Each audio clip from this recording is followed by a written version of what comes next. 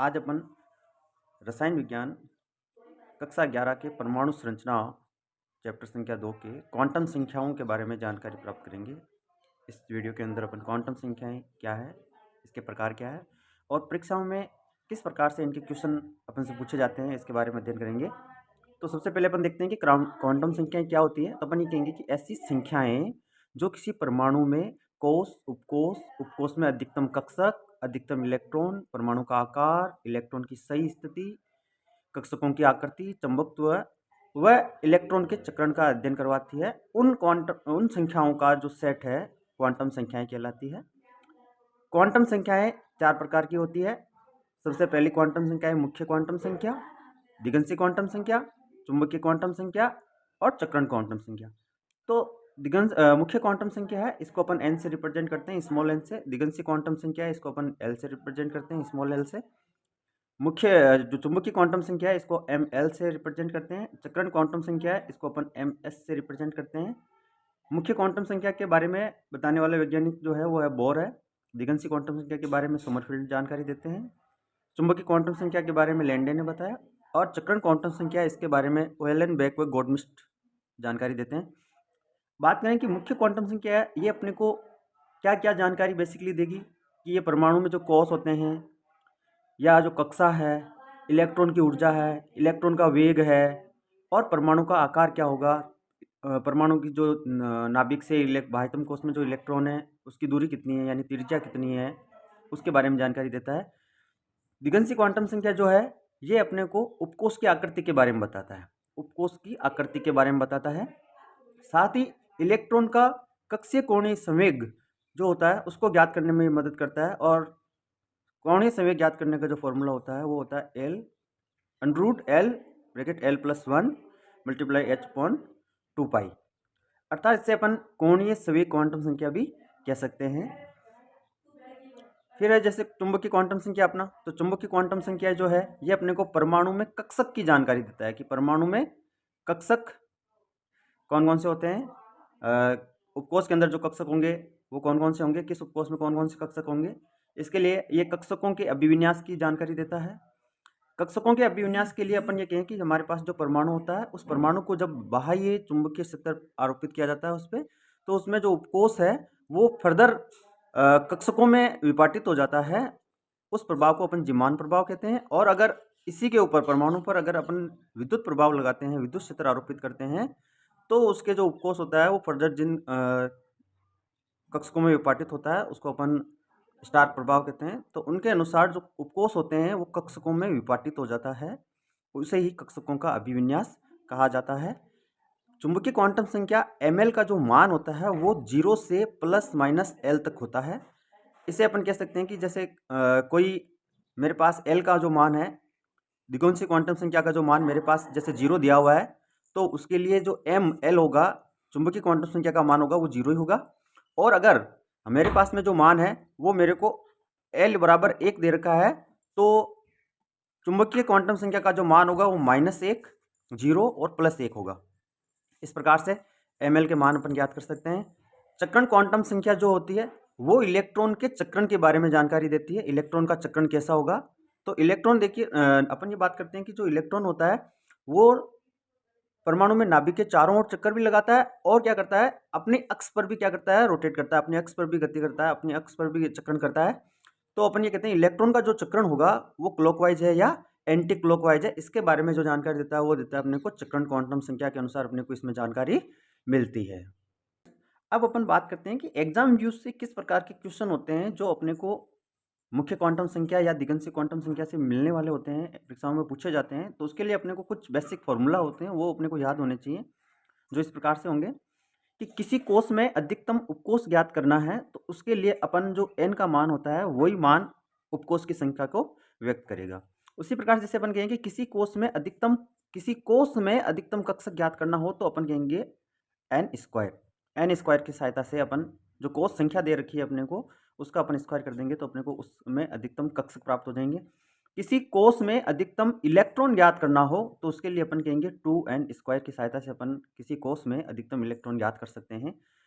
जैसे अपन ये बात करें यहाँ पे कि अगर n का मान मेरे को 1, 2, 3, 4, 5, 6 100 हो सकता है, अपन ये कहें तो उसके लिए जो कोस का जो नाम होगा n के किसी मान के लिए कोस का जो मान होता है अपन वो कहते हैं एक नंबर n का मान 1 दे रखा है तो कोस का मान k, 2 है तो l, 3 है तो m, 4 होता है तो n, 5 होता है तो o, 6 होता है तो p। अपन ऐसे कहते हैं कि जैसे कि अपने पास में क्या होता है, कोई परमाणु है, उस परमाणु के अंदर जो नाभिक है, उस नाभिक के चारों ओर क्या होती है, कक्षाएं होती है।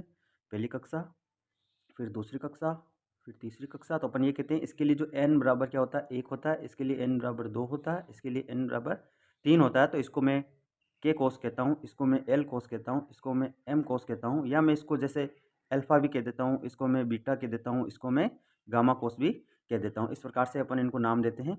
इसी प्रकार से अपन कहें कि भाई कोई कोस मिल गया अपने को, अब अपन कहें कि कोस में उपकोष की संख्या क्या होगी, तो अपन ने अभी देखा कि किसी कोस में उपकोषों की संख्या n के बराबर होती है। जो कोस संख्या दे रखी होगी वही उसकी उपकोष संख्या हो जाएगी। तो पहले कोस में अगर अपन से पूछे या के कोस में अपन से पूछें कि इसमें उपकोषों की संख्या कितनी होगी, तो अपन कहेंगे 1। l कोस में उपकोषों की संख्या 2, m कोस में उपकोषों की संख्या 3, n कोस में उपकोषों की संख्या 4 हो जाएगी। इस प्रकार से उपकोषों की संख्या n के बराबर होती है। अब अपन कहें कि किसी कोस में कक्षकों की संख्या कितनी होगी, तो अपन कहेंगे कि वो n स्क्वायर के इक्वल्स होती है। तो अपन कहेंगे कि पहले कोस में कक्षक की संख्या जो है वो 1 हो जाएगी, 1 का स्क्वायर 1।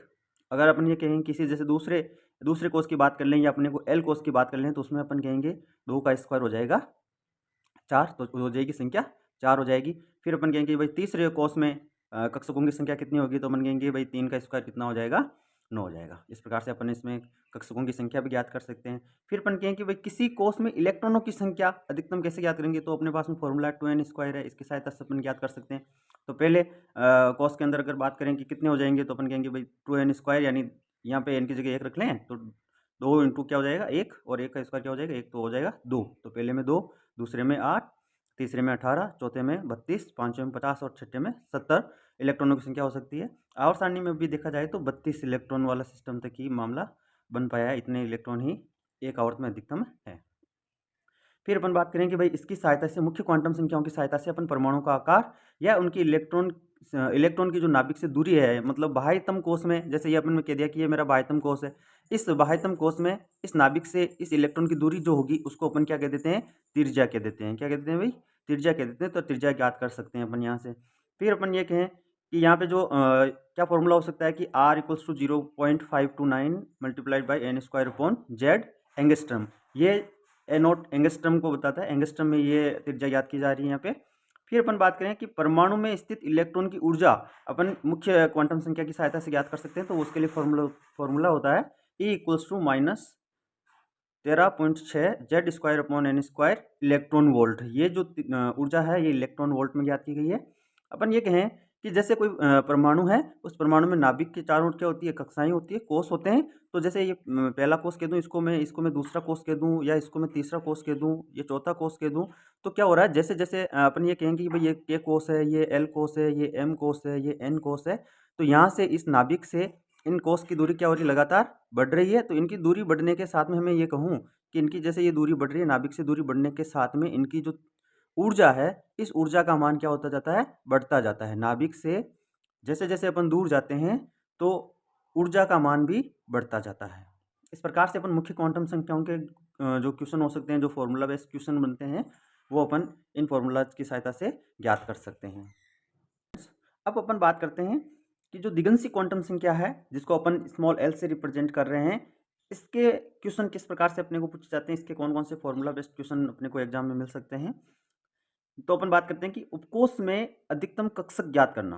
किसी उपकोष में अधिकतम कक्षक ज्ञात करने के लिए दिगंशी क्वांटम संख्या की सहायता से अपन ज्ञात कर सकते हैं। तो वो होता है 2l+1 की सहायता से अपन ज्ञात कर सकते हैं। फिर होता है कि किसी उपकोष में अधिकतम इलेक्ट्रॉन, जैसे अपन ने मुख्य क्वांटम संख्या की सहायता से देखा था कोष में अधिकतम इलेक्ट्रॉन, तो हमने कहा था कि कोष में अधिकतम इलेक्ट्रॉन जो है, कोष में अधिकतम इलेक्ट्रॉन अपन ने देखा था, वो कहा था 2n स्क्वायर होता है। इस फॉर्मूले की सहायता से अपन ज्ञात करते हैं। तो यहाँ पे इसी प्रकार उपकोष में अधिकतम इलेक्ट्रॉन है, वो अपन 2l+1 की सहायता से अपन ज्ञात कर सकते हैं। अब अपन कहेंगे जो l का मान अपन को कोई प्राप्त होता है, जैसे l का मान मुझे 0 है, तो l का मान जो है वो अपन ये कहें कि वो 0 से लेकर के n-1 तक होता है। जैसे अपन कहें कि l का मान मेरे पास कोई 0 है, वो 1 है, 2 है, 3 है, तो ये मान हो जाएगा जैसे n-1 तक चलता है, यानी 0 से लेकर के n-1 तक ये मान चलता है। फिर अपन ये कहें कि एल का मान मेरे पास में जैसे 0 है या 1 है या 2 है या 3 है, तो इनके लिए उपकोष का क्या नाम होगा? 0 के लिए कौन-सा उपकोष होएगा, 1 के लिए कौन-सा उपकोष होएगा, 2 के लिए कौन-सा उपकोष होएगा या 3 के लिए कौन-सा उपकोष होएगा? तो अपन ये कहेंगे एल के किसी मान के लिए, जैसे एल का कोई मान 0 है तो उसके लिए उपकोष कौन-सा होएगा? एस उपकोष होएगा।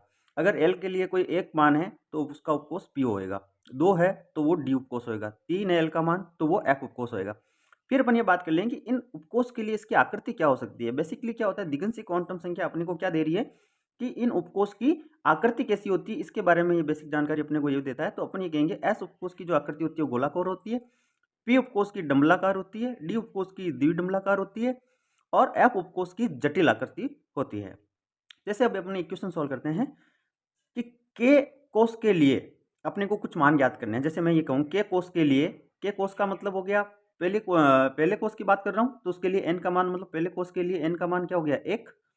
इसमें उपकोष कितने होंगे, तो हमने कहा कि भाई एन का जो मान होता है वही उपकोष का मान होता है। फिर अपन ये कहें कि इस उपकोष के लिए एल के कुल कितने मान प्राप्त हो सकते हैं मुझे, तो मैं कहूँगा कि भाई एन का जब एक मान है तो उसके लिए एल के कुल मान भी मुझे कितने प्राप्त होंगे, 1 प्राप्त होगा। तो एल का जो एक मान प्राप्त होता है तो एल का मान तो 0 से स्टार्ट होता है, तो इसके लिए एल का जो मान है वो क्या आ गया, 0 आ गया। तो इसका उपकोष कौन सा हो गया, तो अपन ये कहेंगे ये उपकोष हो गया फर्स्ट एस। एस के लिए वापस वही बात, एल का मान क्या आ गया, 0 आ जाता है। इसी प्रकार से जैसे अपन से पूछ लें कि एल कोष के लिए अपने को एन का मान ज्ञात करना है, तो अपन ये कहेंगे एल कोष के लिए जो एन के मान होंगे वो अपन ये कहेंगे कि एल कोष का मतलब दूसरे कोष की बात हो रही है, तो एन का मान कितना आ गया, 2। और उपकोष की बात करें अपन, उपकोष की बात करें तो एन का मान जो होता है वही उपकोष का मान होता है, तो यहाँ पे कितना आ जाएगा, उपकोष जो होंगे, उपकोष कितने हो गए, 2 उपकोष हो गए, एन के मान के बराबर 2 उपकोष हो गए, उपकोष का मान सेम होता है। फिर अपन ये बात करें कि यहाँ पे एल के लिए जो कुल मान होंगे वो कितने आ जाएंगे, अपने को 2 आ जाएंगे। एल के जो मान होंगे टोटल 2 आ गए। फिर अपन ये कहेंगे यहाँ एल का मान 2 है तो कौन कौन से मान होंगे वो, तो अपन कहेंगे एक तो 0 होएगा और एक वो 1 हो जाएगा। तो यहाँ पे टोटल उपकोष के जो नाम होंगे वो कौन कौन से हो जाएंगे, एस के लिए दूसरे कोष के लिए एल का मान 0 है तो हो जाएगा 2s और 1 है तो वो क्या हो जाएगा 2p। मतलब दूसरे कोष के लिए जो कुल उपकोष जो होंगे वो 2 उपकोष होंगे और उनका नाम हो जाएंगे 2s और 2p। इस प्रकार से अपन एल की सहायता से किसी एल का मान अपने को दे रखा होता है तो अपन कोष के लिए उसके लिए एन का मान, उपकोष का मान, उसके एल के कुल मान और उपकोष का नाम अपन ज्ञात कर सकते हैं। एक अपन ने जैसे ये कहा कि भाई ये जो दिगंशी क्वांटम संख्या है, ये दिगंशी क्वांटम संख्या जो है अपने को क्या देती है, ये उपकोषों की आकृति के बारे में बताता है अपने को। तो अपन ये कहेंगे कि जो एस है इसको अपन शार्प से देखते हैं, पी ए प्रिंसिपल होता है, डी डिफ्यूज होता है, एफ फोर फंडामेंटल होता है। तो इन सब का यूज अपने यहाँ पीछे देखेंगे, पीछे के जो अपने वीडियोज होंगे उनके अंदर देखेंगे कि इन सब का इस्तेमाल अपन हाइड्रोजन का जो रेखीय स्पेक्ट्रम है वहाँ अपने को क्या हुआ मिलेगा, वहाँ पे इनका इस्तेमाल हुआ है। S for sharp, P for principal, D for diffuse, F for fundamental होता है। इसी प्रकार से एक और एग्जांपल लेते हैं, अपन एक टेबल बनाते हैं कि अगर अपने पास में कोई उपकोष है, एस पी डी उपकोष दे रखे हैं, तो इनके लिए एल के मान क्या होंगे। अपन ने ये देख रखा है कि एल का मान एस के लिए 0 होता है, पी के लिए 1 होता है, डी के लिए 2 होता है, एफ के लिए 3 होता है। अब इनमें इलेक्ट्रॉनों की संख्या ज्ञात करनी है, तो इलेक्ट्रॉनों की संख्या ज्ञात करने के लिए हमने देखा है कि 2 ब्रैकेट 2l+1 ये फॉर्मूला होता है। तो यहाँ पे जो इलेक्ट्रॉनों की संख्या है यहाँ पे हो जाएगी कितनी, 2, पी में हो जाएगी अधिकतम 6, डी में हो जाएगी 10 और एफ में हो जाएगी 14 इलेक्ट्रॉन अधिकतम में हो सकते हैं। इस प्रकार से अपन दिगंशी क्वांटम संख्या की सहायता से कोई उपकोष है, उपकोष के लिए एल का मान अपन ज्ञात कर सकते हैं, उससे उपकोष ज्ञात कर सकते हैं और उसमें इलेक्ट्रॉनों की संख्या ज्ञात कर सकते हैं। स्टूडेंट्स, अब अपन इसका लास्ट टॉपिक लेते हैं कि ये जो फॉर्मूले अपन ने पढ़े हैं, इन फॉर्मूलाज का परीक्षाओं में क्वेश्चन कैसे बनेगा, किस प्रकार के क्वेश्चन अपने को देखने के लिए मिलते हैं परीक्षाओं में। जैसे मैं ये कहूँ कि बेसिक क्वेश्चन बनता है, एक यहाँ पे अपन देखते हैं कि n के निम्न मानों के लिए कोष का नाम बताइए। अपने को कोष का नाम बताना है। जैसे n का मान 3 दे रखा है, 1 दे रखा है, 5 दे रखा है, 4 दे रखा है, तो इनके लिए कोष का नाम क्या हो जाएगा। तो अपन ने ये पहले ही देख लिया कि अगर परमाणु के अंदर पहला कोष होता है 1, 2, 3, 4, इस प्रकार से कोष दे रखे हैं, तो इनको अपन और किससे रिप्रेजेंट कर सकते हैं कि भाई के कोष हो सकता है, एल हो सकता है, एम हो सकता है, एन हो सकता है। अगर 5वां कोष है एम एन ओ हो सकता है। इस प्रकार से इनके कोषों के नाम हो सकते हैं। तो यहाँ पे 3 नंबर जो कोष दे रखा है उसके लिए के नाम हो जाएगा एम नाम हो जाएगा, 1 दे रखा है तो के हो जाएगा, 5 दे रखा है तो ओ हो जाएगा, और 4 दे रखा है तो वो एन कोस हो जाएगा। इस प्रकार से अपन कोस के नाम दे सकते हैं। फिर अपने को ये दे रखा है एन व एल के निम्न मानों के लिए उपकोष का नाम बताइए। अपने को एन और एल दो मान दे रखे हैं और फिर पूछ रहे हैं कि भाई आप इसके लिए उपकोष का नाम बताइए। तो अपन ये कहेंगे कि उपकोष का मान देखने के लिए अपन ये कहेंगे एन का मान कितना दे रखा है, 3 दे रखा है, तो ये हो गया 3। फिर एल का मान अपने को 2 दे रखा है, तो एल के मान अपन ने पहले देखे हैं कि एल का मान क्या क्या हो सकता है, 0 हो सकता है, 1 हो सकता है, 2 हो सकता है, 3 हो सकता है। तो 0 होता है तो अपन ये कहते हैं वो एस उपकोष होता है, 1 होता है तो वो पी उपकोष होता है, 2 होता है तो डी उपकोष होता है, 3 होता है तो एफ उपकोष होता है। तो यहाँ पे एल का मान कितना दे रखा है, 2, तो ये हो जाएगा डी। तो इसका मतलब ये कौन सा उपकोष हो जाएगा, 3D उपकोष की बात कर रहे हैं। फिर ये कह रहा है कि एन का मान 6 दे रखा है और एल का मान 0 दे रखा है। तो एन का मान 6 है तो ये 6 और एल का मान 0 है, अर्थात एस के एल का मान क्या हो जाएगा, 0 है, उसके लिए उपकोष एस हो जाएगा। तो 6s की बात कर रहा है, ये उपकोष हो जाएगा।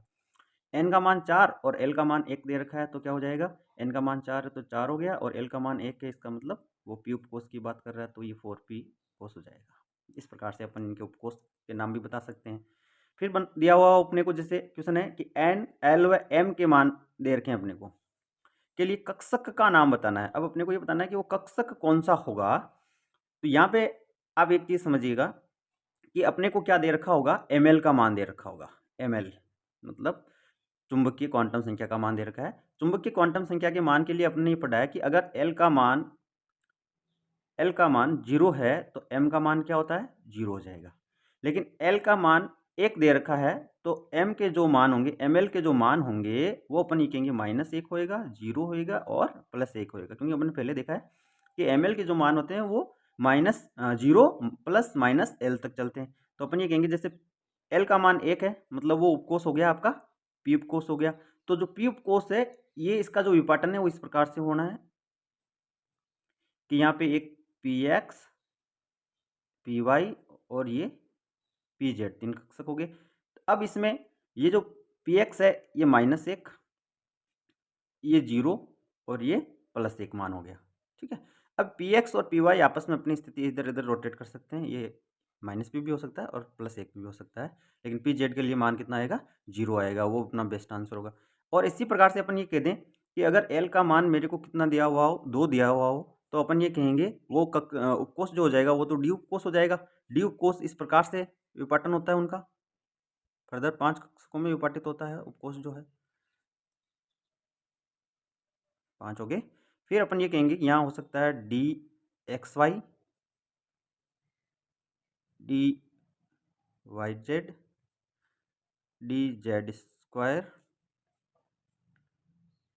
D Z X, D X square Y square, ये हो सकते हैं। अब इसमें ये फर्स्ट और ये फर्स्ट आपस में इधर से क्या कर सकते हैं, मूव कर सकते हैं, एक दूसरे के रिप्लेस हो सकते हैं, ये दोनों आपस में रिप्लेस हो सकते हैं, लेकिन डी जेड स्क्वायर वो यही होगा। तो इनके जो मान हो जाते हैं वो इस प्रकार से कहेंगे कि ये -2, -1, 0, +1, +2 तक होंगे। इस प्रकार से इनका ml का मान होएगा। तो ये इनके लिए ml का मान होगा। अब अपन को पूछा क्या है कि ये n का मान 3 दे रखा है, l का मान 1 दे रखा है और m का मान 0 दे रखा है। इसके लिए अपने को क्या करना है, कक्षक का नाम बताना है। तो कक्षक का नाम देखेंगे अपन, क्या हो जाएगा, n का मान दे रखा है तो ये 3 हो गया। फिर l का मान 1 दे रखा है, इसका मतलब वो p उपकोष की बात कर रहा है तो अपन ये कहेंगे p हो गया। फिर ml का जो मान है वो दे रखा है 0, अर्थात ये p z कक्षक की बात कर रहा है। तो अपन ये कहेंगे ये हो जाएगा 3pz कक्षक हो गया। इसी प्रकार से अपन से पूछा रहा है कि n बराबर 6, l बराबर 2, m बराबर -2 दे रखा है तो क्या हो जाएगा, अपन ये कहेंगे n का मान 6 है तो ये 6 हो गया, l का मान 2 है, अर्थात l का मान 2 है तो मतलब 2 के लिए d हो जाएगा, तो ये हो गया 6d। m बराबर -2 दे रखा है तो -2 कहाँ है, या तो ये dxy होगा या अपने को dx स्क्वायर वाई स्क्वायर होगा। तो अपन ये कह देते हैं यहाँ पे अभी क्या है, dxy वाला हो गया, ये कक्षक हो गया। n के लिए 5 का मान दे रखा है, l बराबर 2 दे रखा है, m बराबर 0 दे रखा है तो n के लिए 5 का हो जाएगा 5, l का 0 मतलब s कक्षक की उपकोष की बात कर रहा है, और l के लिए l का मान 0 होता है तो m का मान भी उसके लिए 0 होता है, तो ये हो जाएगा 5s कक्षक, मतलब इसका कोई विपाटन नहीं होता। फिर एक क्वेश्चन दिया हुआ है, अच्छा क्वेश्चन है कि एल्यूमिनियम के 11वें इलेक्ट्रॉन की चारों क्वांटम संख्याएं बतानी है अपने को। तो ये अपने ये कहें कि एल्यूमिनियम तो जो होता है, ये एल्यूमिनियम के परमाणु क्रमांक कितने हो गए, 13 हो गए। इसका इलेक्ट्रॉनिक विन्यास 1s2, 2s2, 2p6, 3s2, 3p1 हो गया। अब अपना जो इलेक्ट्रॉन है वो कहाँ पे है, 3s2 में ये बात कर रहा है कि 3s2 के अंदर जो 11वां इलेक्ट्रॉन है उसकी बात कर रहा है। तो अपन ये कहेंगे कि इसका जो n का मान होगा, इसके लिए अपने को 4 मान चाहिए। n का मान जो होगा वो तो हो गया, जो आवर्त देर का यहाँ वो हो गया 3। फिर अपने को चाहिए इसके अंदर l का मान, तो ये s उपकोष की बात कर रहा है, तो l का जो मान है s उपकोष के लिए वो होता है 0 हो गया। फिर अपन ये कहेंगे भाई इसका लिए m का मान क्या होएगा, तो m का मान अपन ये कहेंगे l का मान 0 है, तो m का मान भी क्या हो जाएगा, 0 हो जाएगा। और फिर अपन ये बात करें के लिए इसके ms का बात करें, m जो चक्रण क्वांटम संख्या उसका बात करें, तो वो हो जाएगी इसके लिए +12। एक इलेक्ट्रॉन के लिए -12 या +12 होती है, तो 11वें इलेक्ट्रॉन के लिए हो जाएगी +12 चक्रण उसका आ जाएगा। इस प्रकार से अपन मतलब परीक्षाओं में इन क्वेश्चनों को सॉल्व कर सकते हैं। ये जानकारी आपको बहुत अच्छी लगी हो, अच्छा समझ में आया हो, तो इस वीडियो को ज़रूर लाइक और सब्सक्राइब करें और अपने दोस्तों को ज़्यादा से ज़्यादा शेयर करें, जिससे उन तक भी ये जानकारी पहुंच सके और उनको भी ये अच्छा लाभ मिल सके।